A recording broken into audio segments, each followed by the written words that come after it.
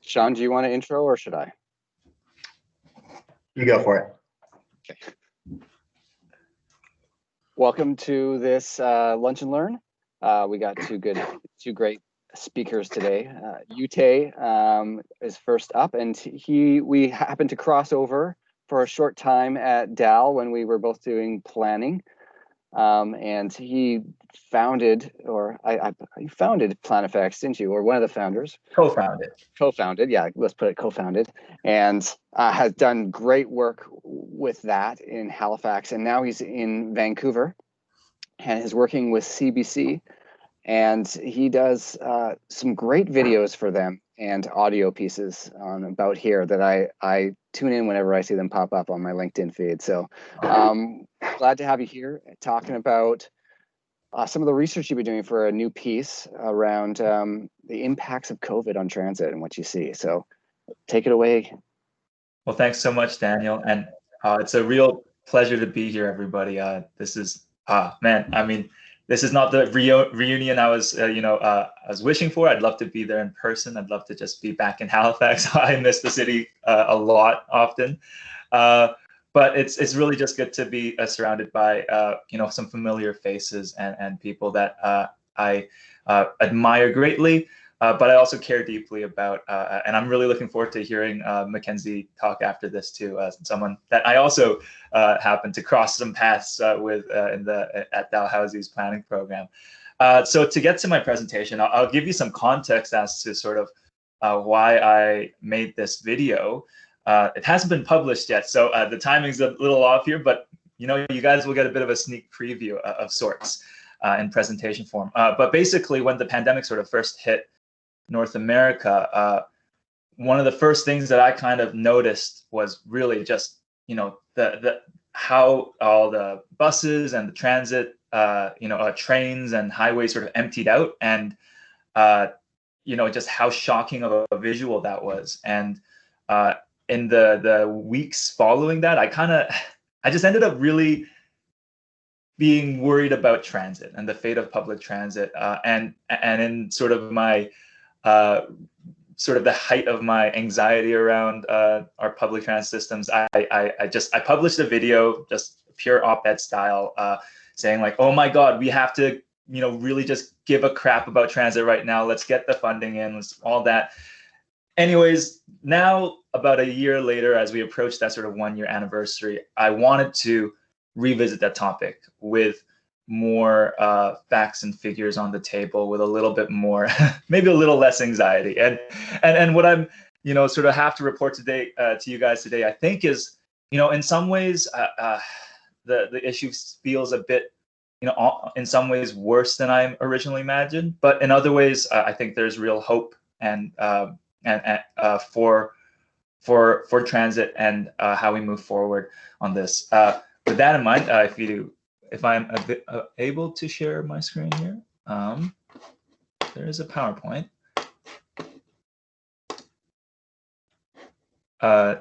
Daniel, are you able to see my screen right now? Looks good. Yeah, it's just. Oh, fantastic, fantastic. Okay, so with that in mind, segue to the title of the video, but also the title of my presentation today. How do we move on from here? This is Highway 1 in Vancouver. I got this shot, I think it was like the first day of April, and you can just see how shocking, like this, multi-lane highway, just completely empty of cars. Just, yeah, a jarring experience. So, I'm going to start this story with any good story, with a graph, but I think this is really the graph that most, I think people that are kind of interested in this topic are sort of aware of, which is really just how the recovery in transportation methods has been very uneven since the pandemic. If you can see my cursor here, you can see that sort of in March, mid-March, when sort of everything sort of started to shut down, all sorts of transportation methods, walking, driving, transit, had a significant drop. But as the year went on, and as cities were able to practice social distancing and certain restrictions that allowed, allowed us to move it more freely again. You saw walking and driving really return to levels that were more normal, whereas transit sort of really struggled to keep up. Sorry, did someone have something to mention? Okay, I can keep going. Okay, and so that's sort of the trend that we've seen in cities kind of generally across North America. This sort of uneven recovery between cars and transit. Now, I have to be a little bit aware of my audience here. I know I'm talking to a bunch of urban planners. Like to a lot of people, like or especially you guys, that this might seem like a pretty general overview of the situation and a bit broad in analysis. So and that if that's the case, I'm very curious to hear your critiques of my presentation and your thoughts on like how it's playing out sort of at the more local level. But if you don't happen to know much about it, I hope sort of my presentation can be a bit more of a crash course, a bit of an overview on the situation. Anyways, so this is sort of the first kind of concerning trend that comes to mind. But another piece, this is just to demonstrate, it's easier to social distance on cars versus transit. Okay, the other piece is that there is sort of an observation that people may be more inclined to move to car-oriented suburbs. Now, I'm careful not to give too much legitimacy to this observation. From what I've seen, it's mostly the evidence presented has mostly been through polling data, and I think we'll have to wait to see if whether this sort of migration from downtown urban areas to suburban and rural areas really does play out. But this is another sort of consideration that's coming out, and of course, all that leads to sort of the first concern: a whole lot of traffic, unprecedented levels of traffic, and that is starting to show up a little bit in our cities already. In the U.S., the Washington Post reported that traffic has rebounded to about 90% of pre-pandemic levels. In cities like London, road congestions are actually higher than they were before the lockdown in the outer suburbs. Now, I think this is where a lot of people might stop me and say, well, what about remote work? If this whole thing sticks, like, will we even have to worry about congestion and all that? And I think that's a very fair point. And if I'm going to take the lazy way out and say, I think that's a whole other can of worms and a conversation worth having for another time, because I mean, what ultimately brings me to, brings us to this presentation, I think, is really, this second concern, regardless of what happens to remote work, public transit is in trouble.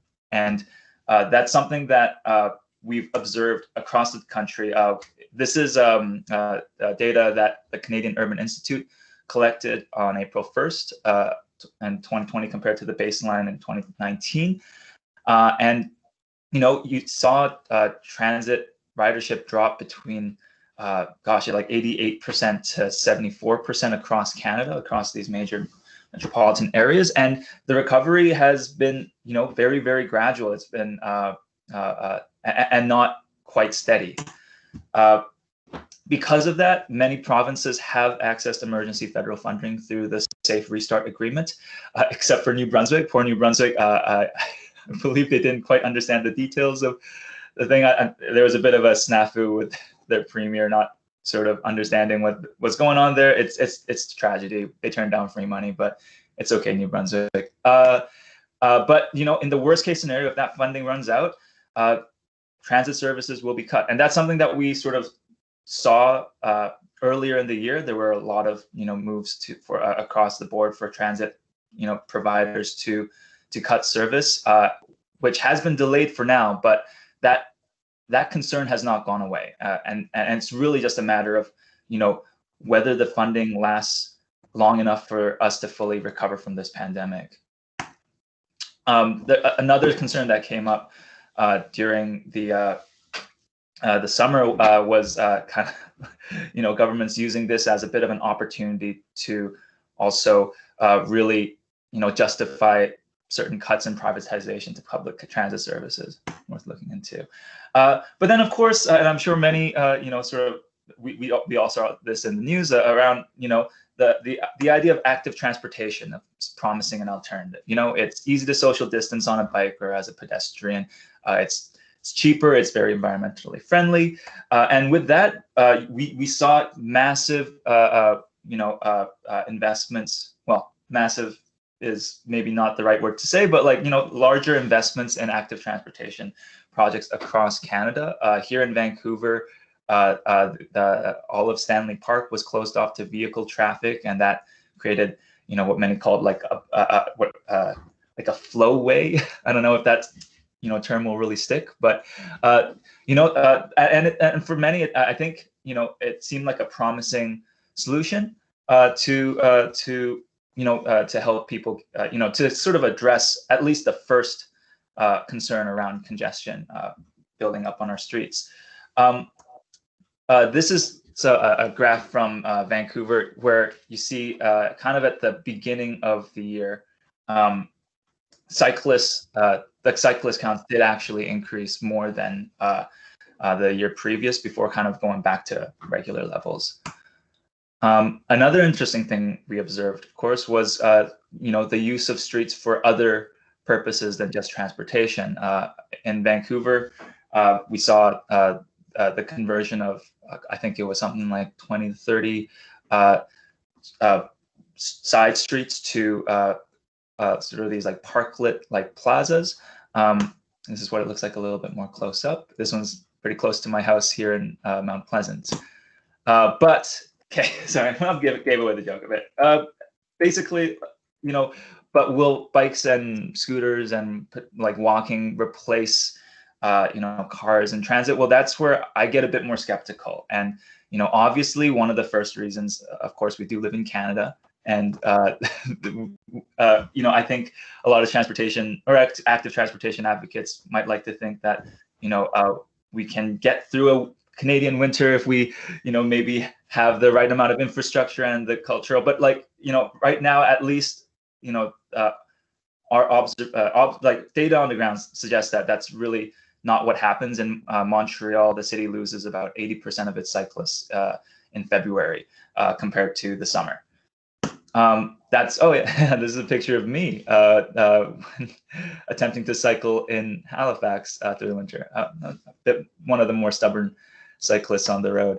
But there's another sort of consideration that I have, and this is what I really want to get into in this presentation, was sort of how commuting flows sort of work. I mean, at the very least in a city like Vancouver. This is a map that a good friend of mine who runs a company called Mountain Math. If you ever want to check out like just beautiful data visualizations on urban planning issues, I highly recommend you check out Mountain Math.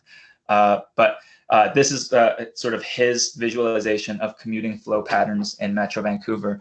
And what you can really see is that, Vancouver being sort of the downtown core with a lot of the jobs and, attractions in the city, is the destination for, people commuting in from suburbs further outside of the city, places like the North Shore, Burnaby, and Surrey.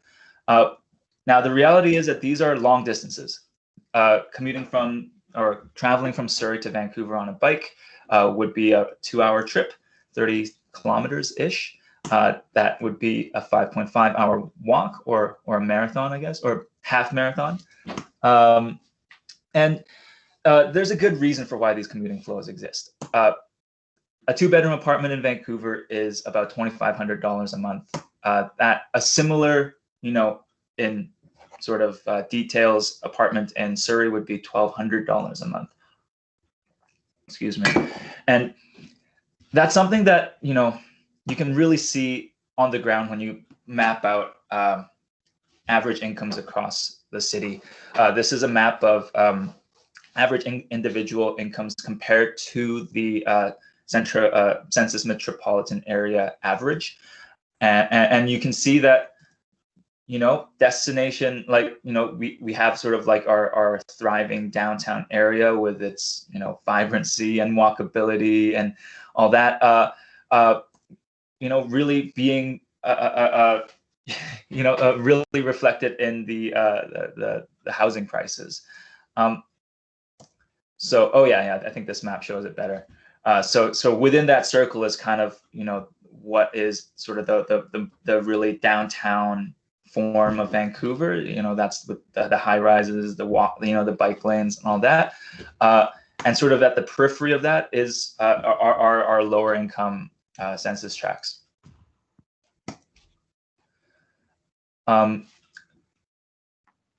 So this, yeah, I wanted to talk about this because I think, so what's being animated here is Vancouver's SkyTrain routes mapped alongside these average this map of average incomes across the metro area, and what I thought this was really interesting because there is this sort of emerging literature around the suburbanization of poverty in cities right now, where this pattern of really thriving and affluent downtown areas, surrounded by lower income, less connected suburban areas is something that people have been observing. But I think really in the case of Vancouver, at the very least, these lower income areas have an advantage, which is a really well connected, transit network that really helps people access opportunities. And in fact, that's something that has been observed. There's a really extensive study that has been going on at Harvard University, looking into the factors that go into upward mobility, and commuting time emerged as the single strongest factor in the odds of escaping poverty. And that beat out factors such as elementary school test scores and crime rates. So with that in mind, my takeaway from this kind of video has been really understanding that sort of transportation mobility is social mobility. It's not just, a fun environmental, well, sorry, that's not the right way to frame it, but it's not just like, the environmentally friendly thing to do. It's not just, getting cars off the roads. It's really giving people access to opportunities that they might not have without, certain infrastructure being in place. And with that in mind, I think that's what concerns me perhaps the most. This is where I really feel like this is maybe worse than I originally thought when I first made that video on transit last year, is that, I think these, whatever cuts to public transit or the sort of the threats that public transit faces in the future will hurt the people that maybe need the service the most, and really could move to further exacerbate inequalities in our cities. That being said, there is some silver lining, and I think really what I think we've been observing is that there is political will now, much more than there might have been before, for supporting public transit. And I think this opens up opportunities to really look into new funding streams and different approaches to our public transit systems.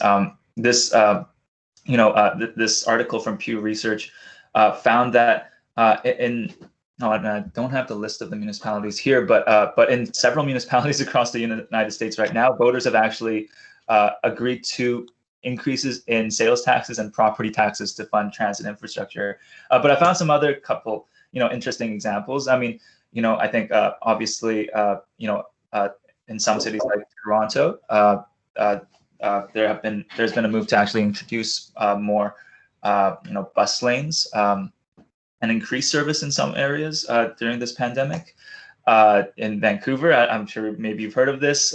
We might become the first city to introduce a congestion charge. It is highly controversial. There's maybe the political support thing isn't quite there on this one, but is something that's being seriously considered right now. And this is perhaps my favorite one. TransLink currently considering to become a real estate developer, providing a new source of revenue for their operations. So that's kind of where I'd like to leave it for today is that, in our, I mean, hopefully I'm preaching to the choir a little bit here, but like in our advocacy for for continued support of public transit during and after this pandemic, I think a lot of the messaging that really makes sense for me is that, a recovery from this pandemic means helping the people that really have been affected and hurt by this pandemic the most. And from, I think what I really believe is that having access to, fast, reliable, efficient, transit is going to be a key component of that recovery. So that's where I'll end it for today. Thanks so much for listening to that whole spiel.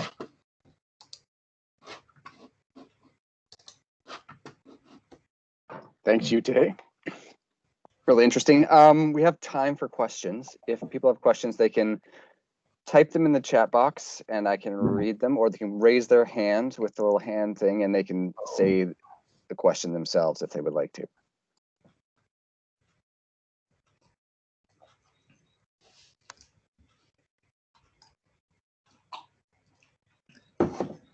We've got a hand raised. That's me. Hey, Sean. Hey, how's it going, Yute? Not too bad. How are you? Good. Thank you so much. Really great stuff and really critical questions that we should hopefully grab a beer on sometime, but you're in Vancouver. So I guess my question is, how much do we know about how different types of transit performed during the pandemic? Because the SkyTrain's one thing, or the Montreal Metro, or what have you. The local bus route giving 20-minute service is a different thing. Do we have a sense, or do you have a sense of what did better or worse?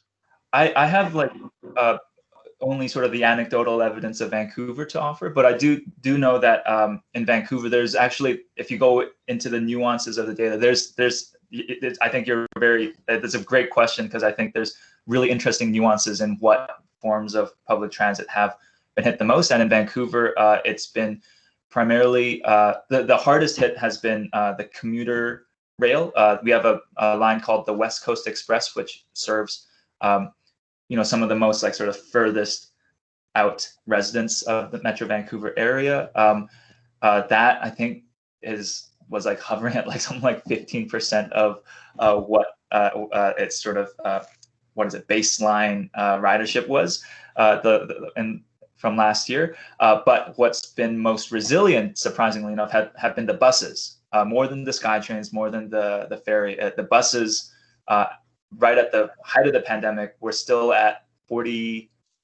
I think they were in the low 40s, 40-ish% of the sort of baseline levels. I think it's a really interesting experiment, and I don't know the super details in Halifax. I've kind of perused through some of the ridership reports, but there were certain routes that were down a lot less than others, for sure. And I think when we look at social mobility, I think the routes that were down the least are telling us something really critical. Like, those are the people who really felt they wanted and needed or should be on that bus for a variety of reasons. They made that choice. And I'll be frank, getting on a bus in March, April, May, when this first came out, was not my high priority. That was a scary thing. So these people made, for many of us, what wasn't a super comfortable choice, because they felt that was the best thing for them. So, those resilient routes are your really likely your social mobility routes and your really critical ones. I love that observation. Yes, in fact, I think. Oh, sorry. Was someone else trying to speak? I think I might have spoken over. I'll just finish my point. I think, I really love the idea of like kind of looking into what the most resilient routes as kind of like an indicator of what routes are really serving to give people sort of access to opportunities, social mobility, and it's funny. I was having this conversation with another transit planner at TransLink the other day, and that's sort of like kind of like it's sort of, I don't want to own this opinion myself too much because I think it's too much of a hot take. But he was saying like a lot of transit planning tends to focus a bit too much on replacing convincing car drivers to take public transit and get cars off the roads, which is it absolutely is a noble goal in itself. But he really sees the true benefit of public transit as sort of a means of social mobility, and that transit planning efforts could prioritize or at least recognize that a little bit more in their planning. Thanks for that, Ute. Oh, it's a pleasure.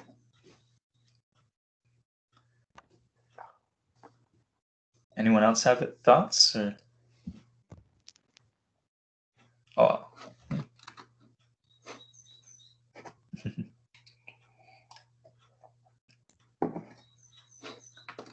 It's cool. I'm seeing the list of people that are in the chat right now, and I'm just recognizing so many names. It's great.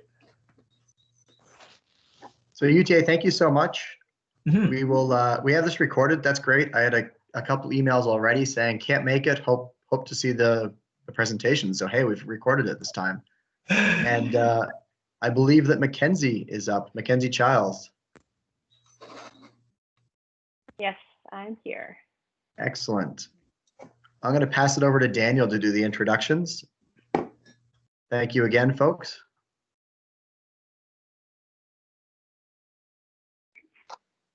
So up next is Mackenzie, and I don't know if we crossed over. No, I think we crossed over also in planning in school. I've seen some presentations on the Bridget transit system.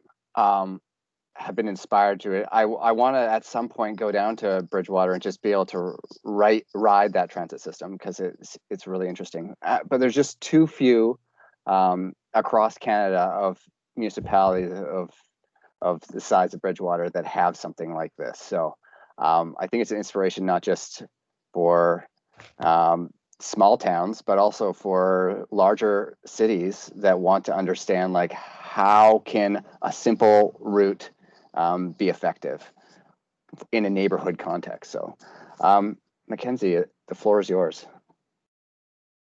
Perfect, thank you. Yeah, you should definitely come down and check it out sometime. It's only $2 a ride. So we'd love to see you. I'll just get my screen shared.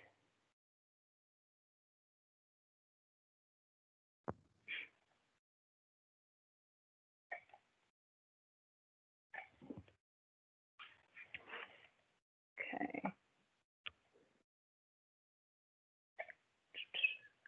Can everyone see that? Looks good. Great.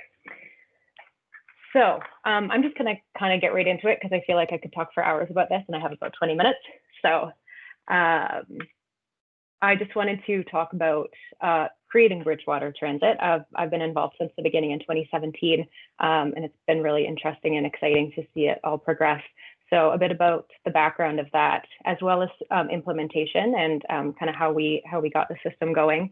Some ridership statistics, including a bit about COVID, barriers that we faced, the importance of transit, kind of specifically in Bridgewater, but just in general, and some key learnings that we've found. And it's really interesting. I'm glad I'm going after you, Tay, because I feel like a lot of the things that he said was reflective of what our system is seeing. So that was a really good tie-in.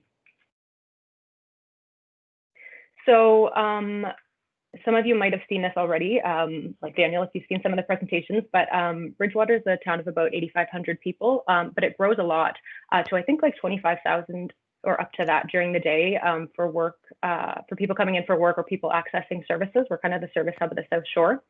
So this is a map of our route. It is a one bus, one direction route. It goes every hour, or not every hour, but from 6 a.m. to 8 p.m. Monday to Friday, and then 8 to 6 on Saturdays, so 6 days a week.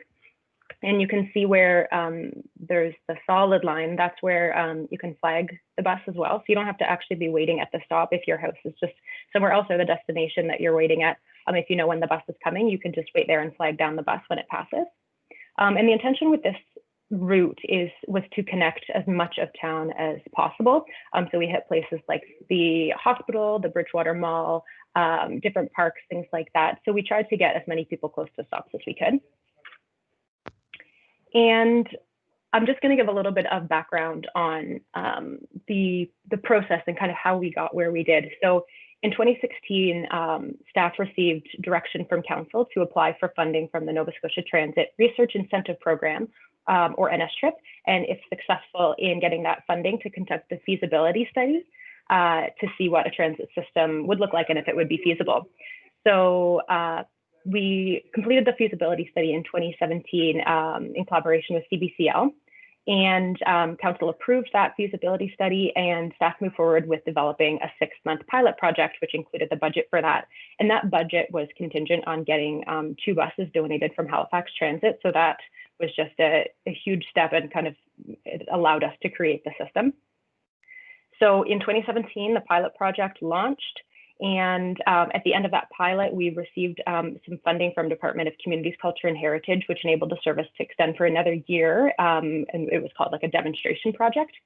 And what we realized is it was so important to have that, because 6 months for a pilot project is not long enough to determine if a transit system is going to work, even though we had good uptake. And in 2019, council made transit a permanent service. So I wanted to break down the implementation process a little bit, talk about 2 parts. So this first part is what we had to do between the feasibility study and getting to the pilot project. So at this stage, we kind of had to determine all the operational details, including things that we hadn't thought about. So it was a huge learning curve, and a lot of work went into this stage, but it paid off so much because we were able to create a well thought out system at the beginning, and then we could make changes later, but they weren't like a major shift. So the feasibility study gave us ideas about things like possible route options, types of buses we could get, fare technology options that existed, and it included some public consultation. So these were some examples of the things that we had to do after that. So something as simple as what the drivers did before and after their shift, because we realized that there was a lot that actually went into that, like checking up on the buses and delivering the fare cams to a safe space. Another thing was actually storing and maintaining the buses, so where we were going to do that and how we were going to do that. Creating the schedule was huge. That was a lot of spreadsheets and understanding the hours of operations for local businesses. It involved my boss and I driving around at 6 a.m. to see how much time it would take to drive the route without any traffic on the road, and like stopping at all of the places we were going to have stops and pretending we were the bus. Designing the materials was really important.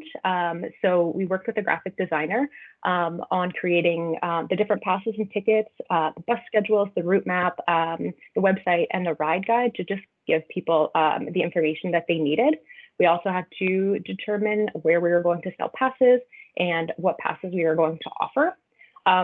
Something like driver training that came up, and we didn't know how to train drivers. So thankfully we had King's Transit help us out with that. And advertising and promoting the service was a huge part of it as well, because people weren't just going to start using the system. So we had to put a lot of effort into this. So we did things like went to seniors' homes to talk about the system and what it was going to look like, spoke with schools, we shared on social media. We went to the daycare so they could go on the bus and check it out. And we had like a come check out the bus day before the service launched as well.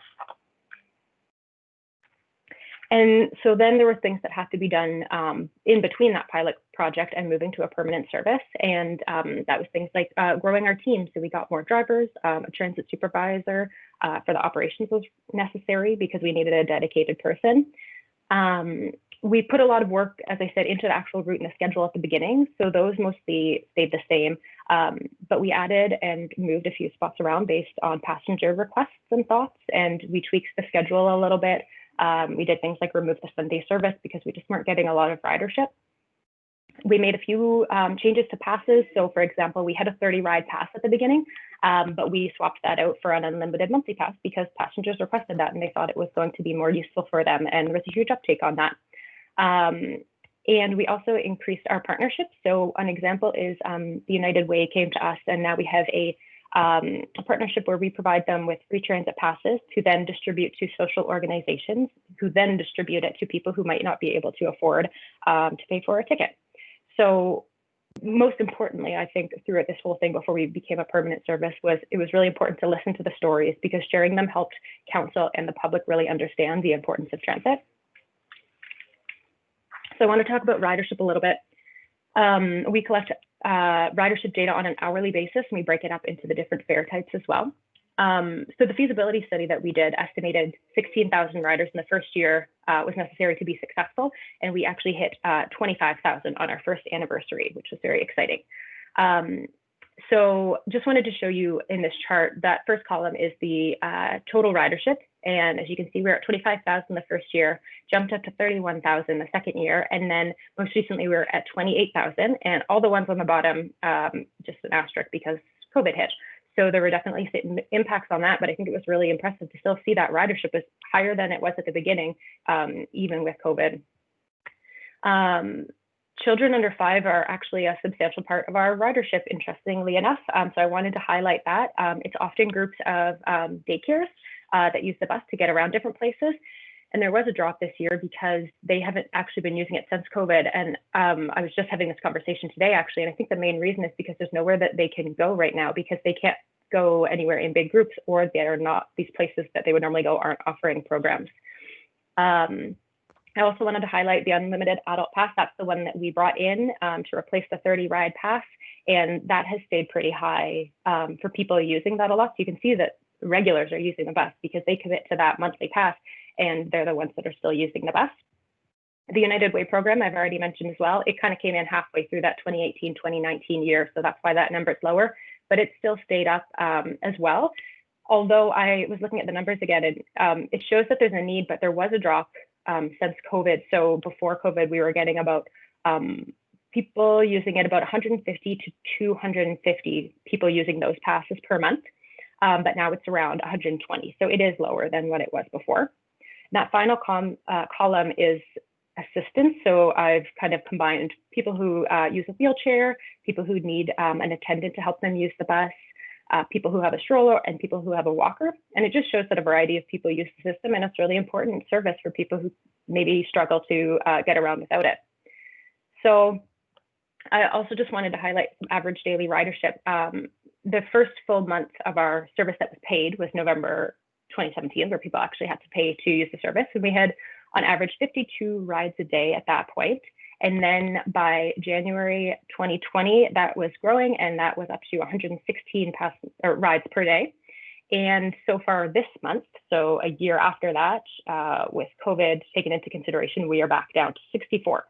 So we are actually averaging, we used to average about 3,000 rides per month, and now we're at about 2,000.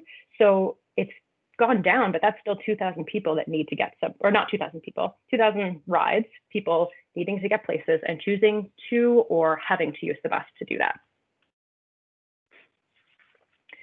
So this is just a graph showing the ridership from this past year. I just wanted to highlight a few things. So if you see on January, February, and March, that dark blue on the bottom, that's the children who are riding the bus, and you can see that that has just gone down substantially. March and April, there was no service for a little while, so the numbers are lower there. And then April, May, and June are in orange because that we were offering free rides. So we wanted people to be able to use the bus still. And you can see there was lower ridership at the beginning, but that did climb back up. And interestingly enough, as soon as people had to pay again, it went down a little bit. And so that's something I noticed that was kind of interesting. And that, like Yutei says, is a whole other can of worms. I think having that conversation about free transit is really important too. And as you can see, towards the end, it has slowly started to creep back up recently, which is also really good to note. So I was asked to talk about some barriers that we faced. And I think the biggest one that we actually didn't have to face, but many places do, is not having political support. And so thankfully we didn't have that. And that's what actually began the transit conversation. But understanding the legislative landscape was one of our biggest barriers. So the Utility and Review Board had some rules that you can't go outside of the town, or sorry, if you stay inside the town boundaries, you're not governed under the UARB. So we chose to do that because we could actually have a lot more flexibility in our system. And I think that was part of our success. Creating a new transit culture is really important because we were starting from scratch. There weren't any buses here, and getting people familiar with the buses and the system was incredibly important and a huge barrier. There was a lot of vocal opposition at the beginning, but over time, as people saw the importance of the system, those loud voices completely shifted to overwhelming support, and we're still seeing that support now, which is really great. So cost of service is a barrier for sure. Buses cost a lot of money, and like I said, we wouldn't have been able to have this system if we didn't get the free buses donated from Halifax Transit at the beginning, and we just actually got 2 new buses like last month or the month before, so that's really exciting. But we needed that to really start off the service. And I think another barrier too, it's not something that happened right at the beginning, but it's something that we're kind of like noticing now, or something that we're always thinking about, is understanding how to make feasible improvements. So people often want a second bus or an extended service, but we have to work within our means and understand what changes will make the most sense and impact the right people. Also kind of what Yute was talking about. We're not necessarily going to be able to get all the cars off the road. So what can we do to make this system work for the people that need it? So that's something that we're constantly thinking about. So why is transit important? We all know this, but I've just summed it up that everyone deserves an easy, accessible, convenient mode of transportation around their community. It's as simple as that. There's nothing overly special about Bridgewater, I don't think, than anywhere else. It's a small town, and we're lucky that we have this service because it's equally as important to have it here as it is in a rural community or a big city like Vancouver. So I think that's really important. There's lots of reasons people can't use or other means of transportation. They might have a physical disability. Some people need a caretaker. Some people don't have a vehicle, can't afford it, don't want one. And there's lots of reasons that transit can be useful. And these are just a few examples of things that we heard from passenger surveys over the years of why transit has been important to people. So connecting people to more destinations, that also expands opportunities. And one of the examples of this is the daycares that I've talked about. They could go places they hadn't been able to before because a bunch of 3-year-olds can't walk across town. So they were able to get places with the transit system.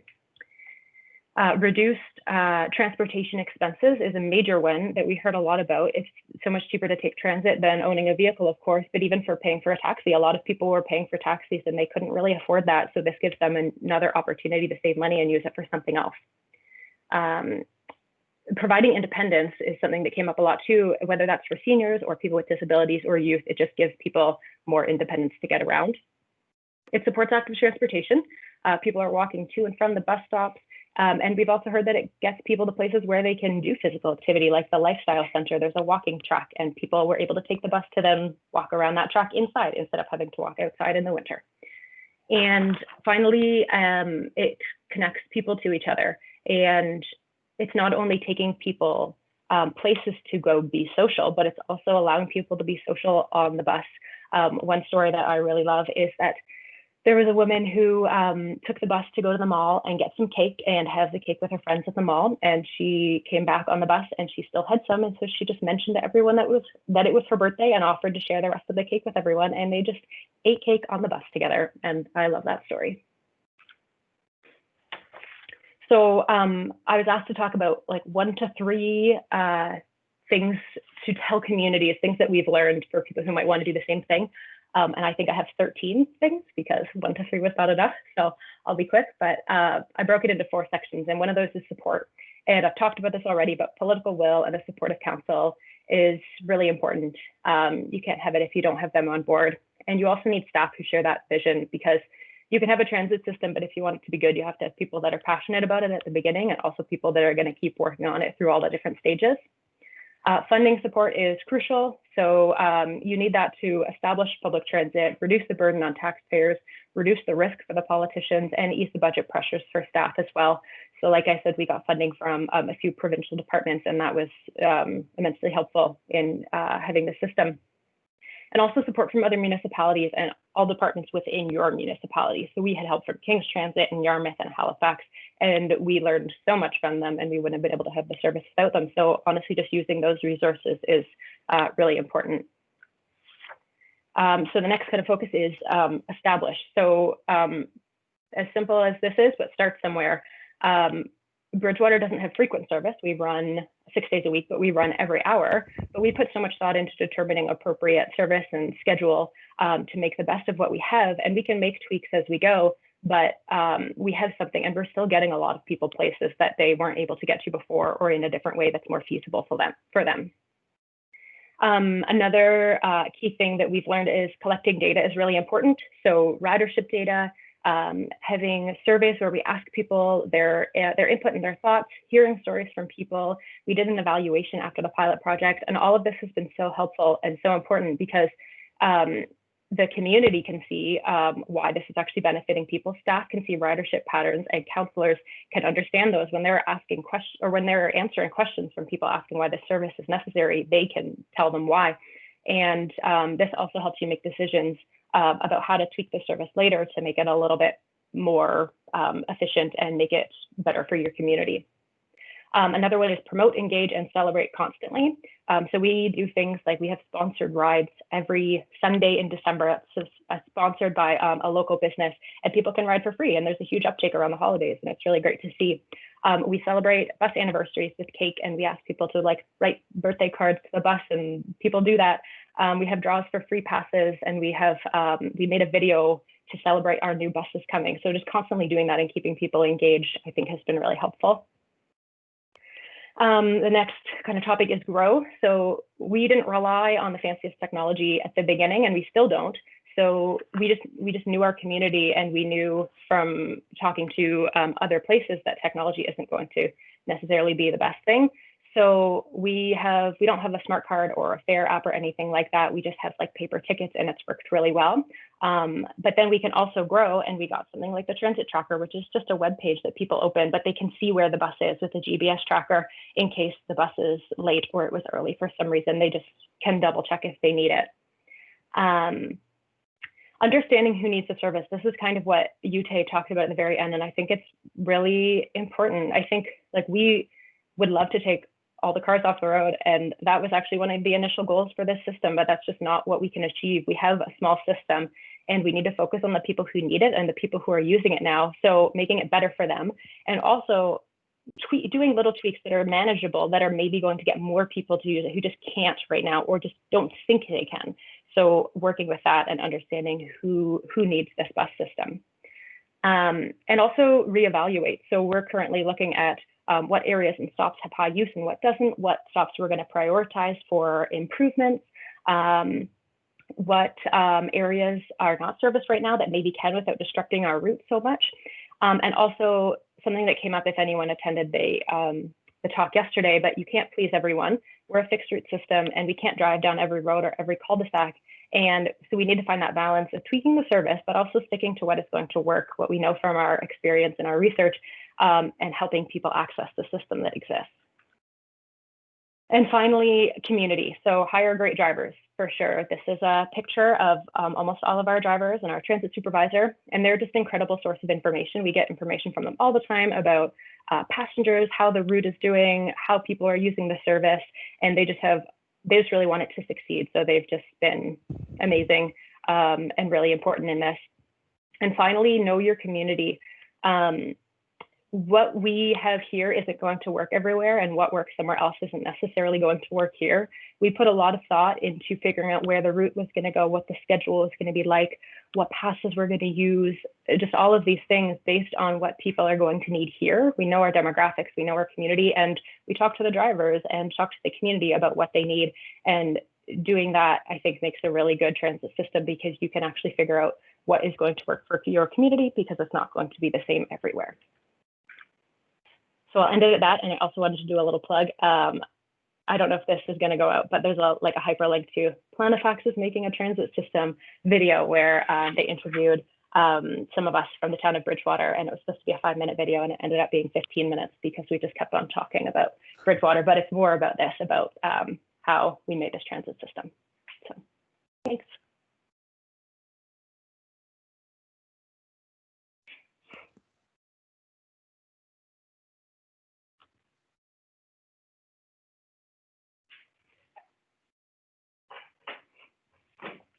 Thank you, Mackenzie.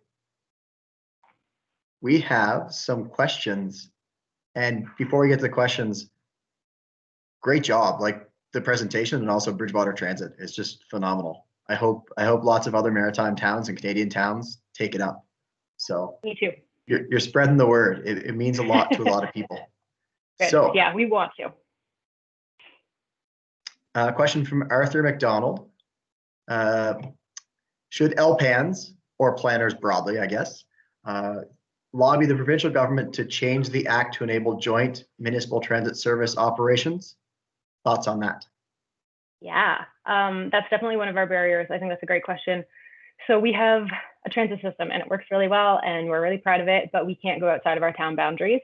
There's a lot of conversations happening in the Lunenburg County area about having joint transit systems. So through Citizens for Public Transit is a transit advocacy group around here, and they've been talking about it for years.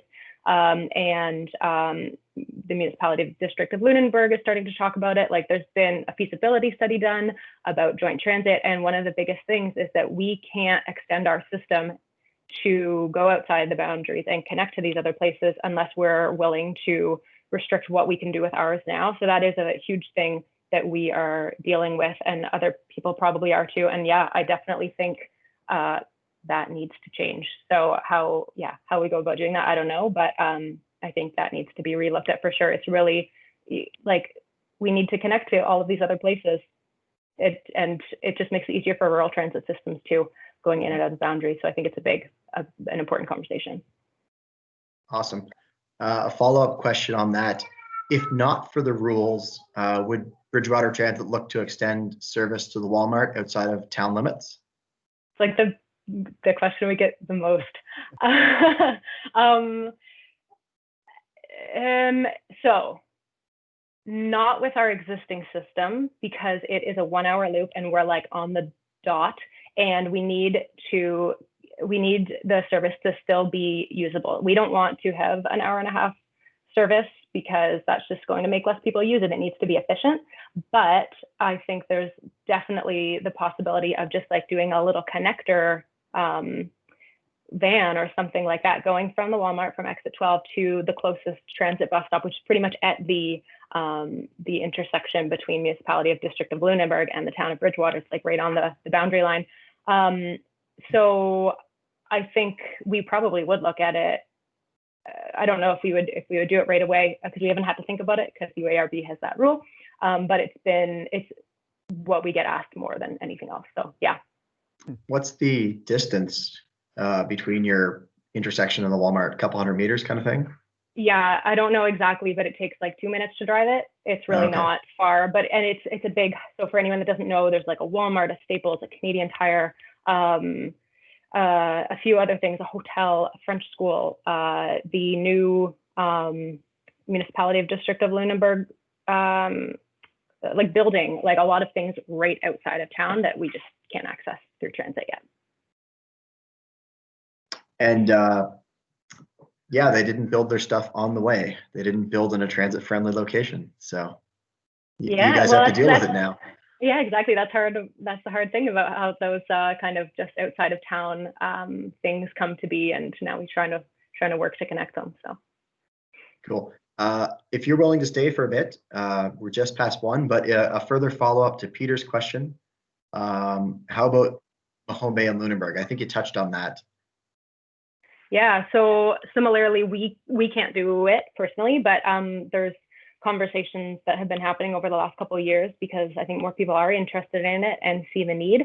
So if you actually look up, I think it's online somewhere, I don't know for sure, but Citizens for Public Transit did a feasibility study just this past year, looking at they also work with CBCL actually, looking to see if it was feasible to connect Mahone Bay, Lunenburg, the rural areas, maybe New Germany and Bridgewater. And they just wanted to spark this conversation between the different municipalities to see if there could be some joint service. So it's something that we can't do because our bus system is kind of the hub.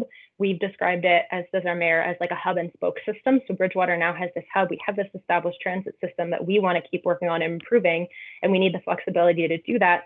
But if there is a way to connect out to those places, I think it's really important. So just figuring out a way to actually do it, and we need everyone involved. Like came up a few times in my presentation, political will is necessary. We had the political will to do something in Bridgewater, and other people are starting to talk about it. So hopefully those other places have some interest and some kind of the ability to do something themselves too. I mean, it would make a huge amount of sense to my eyes. It seems unlikely without provincial help. A final question, unless other people have one for me. Is there maritime bus service to Bridgewater right now? I don't know. Actually, there used to be. I guess that was like, I don't know, probably like almost 2 years ago now that started. And I don't think there was huge uptake. They didn't advertise a lot. And I wasn't really familiar with it, but we worked with them to connect to our system. So their pickup and drop off location was at the mall where one of our stops was, because we wanted to make it easy for people in case they needed to connect to Maritime Bus or to Bridgewater Transit. But I actually haven't heard since COVID if that has continued, because they were actually at just like an 18-month pilot project or something like that. So I'm not sure what they are doing now. Yeah, that's a whole nother can of worms, intercity transit within the Maritimes. Last call for questions, folks. You can either raise your hand or put them in the chat again. I think I saw everyone's questions there. Yeah. Okay. So Mackenzie, thank you. I've seen this a couple times and I like seeing it every time because it's a great project. It's well presented, and I hope this inspires some other folks to get on this small town transit bandwagon. And again, Ute, thank you so much, and good to see everybody. We're gonna leave off today, and just a reminder that we're back again Monday with more transit from a little bigger place focus. Ute, you're on mute. Thanks so much for having me. I also realized my video was off the whole time, so I'm sure that'll make for great viewing later. Awesome. Thank you so much again, Mackenzie and Ute. Mm-hmm. Take care.